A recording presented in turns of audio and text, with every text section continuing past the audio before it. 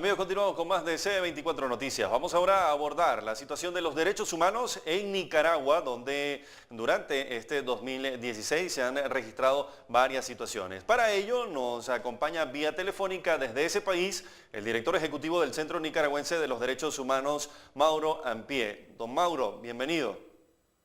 Muchas gracias, Gustavo, por la invitación. Un gusto Háblenos de estar con cómo, ustedes.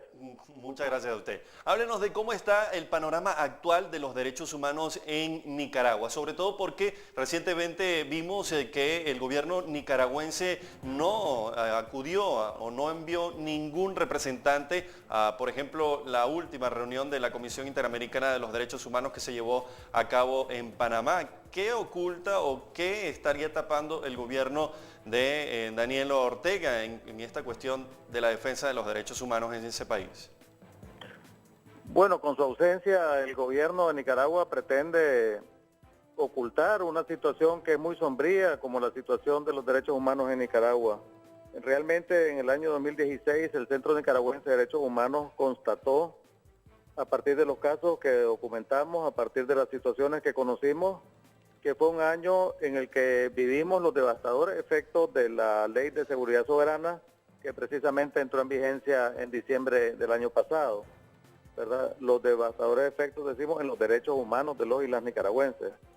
Estamos lidiando con un Estado, con un gobierno en el que hay una confusión entre los intereses del Estado, del partido y de la familia Ortega, y esto tiene consecuencias muy negativas en el tema de los derechos humanos, en la situación de impunidad que impera en el país y en la opacidad que caracteriza al gobierno. Una expresión de esa opacidad es no comparecer precisamente ante la Comisión Interamericana en el pasado periodo de audiencias que se celebró en Panamá.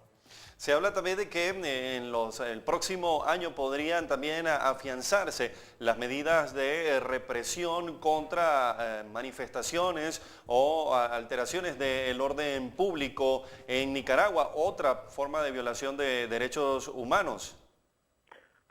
Bueno, el Centro Nicaragüense de Derechos Humanos considera que esta represión hacia cualquier expresión de la ciudadanía activa que demanda sus derechos, definitivamente que ya hemos tocado fondo, ¿verdad? Como lo vimos con la represión a la marcha campesina contra el canal interoceánico, la marcha que se quiso desarrollar de forma pacífica, de forma cívica, el 30 de noviembre y fue reprimida brutalmente por la policía. Fue impedida, los campesinos fueron impedidos de viajar a Managua, donde querían expresar su rechazo ante este proyecto que representa una amenaza para su propiedad y para su forma de vida, ¿verdad? Entonces, en ese sentido, vimos en el pasado noviembre que los campesinos fueron víctimas de las balas de goma, de las balas de plomo, de los gases lacrimógenos. Las autoridades no dudaron en destruir caminos y algunos puentes o vías de acceso a los sitios por donde transitarían los campesinos que viajaban a Managua para impedir que esta legítima expresión de protesta frente a un proyecto muy lesivo para los intereses del pueblo nicaragüense se desarrollara como estaba previsto.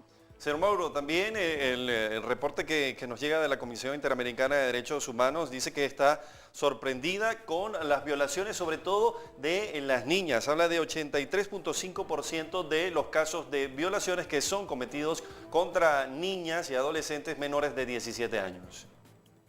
Sí, efectivamente Nicaragua tiene la tasa más alta de embarazos adolescentes y en gran medida a esa tasa contribuyen estas situaciones de violencia extrema que son las violaciones hacia las niñas. Este es un tema en el que la política estatal ha sido totalmente desacertada. En aras de impulsar una supuesta unidad familiar, se posterga el deber de cumplir las exigencias de la ley, de cumplir con el deber de hacer justicia, y en ese sentido la impunidad alienta nuevas violaciones. Por lo tanto, esta es una situación lamentable. Igual ocurre respecto de todo el afán gubernamental de ocultar las estadísticas de los femicidios que siguen ocurriendo en Nicaragua. Ahora las autoridades le consideran homicidios o asesinatos, según el caso, ¿verdad? Pero están rehuyendo el darle el calificativo que la ley 779 bien le confería, como era el de femicidio, ¿verdad? Y se ha restringido la figura del femicidio a aquel ámbito en el que existe una relación familiar, ¿verdad? Y no a la situación de otras personas que sean cercanas al entorno de la víctima. También, ¿qué informe tienen ustedes de la situación actual con el cierre de las fronteras de Nicaragua, que está impidiendo, también violando los derechos humanos de personas migrantes que buscan pasar por América Central para llegar a los Estados Unidos? Nuestra visión, nuestro planteamiento es que los migrantes definitivamente son personas que tienen unos proyectos de vida que desean desarrollar, que se han visto obligados a huir de sus países por la falta de condiciones, por la persecución, y Nicaragua debería, el gobierno debería ser solidario realmente como lo proclama en su eslogan y dejarles atravesar el territorio nicaragüense para que continúen su ruta hacia el país que consideran les ofrecerá algunas oportunidades mejores para desarrollar sus proyectos de vida.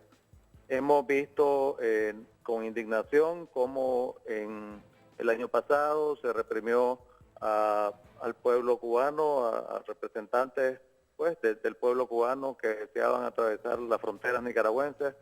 Y Nicaragua y el pueblo nicaragüense hemos recibido a lo largo de toda nuestra historia muchas expresiones de solidaridad también de nuestros vecinos, de otras naciones amigas. Por lo tanto, el pueblo nicaragüense es un pueblo amistoso, es un pueblo que no duda en tenderle la mano a quien lo necesita.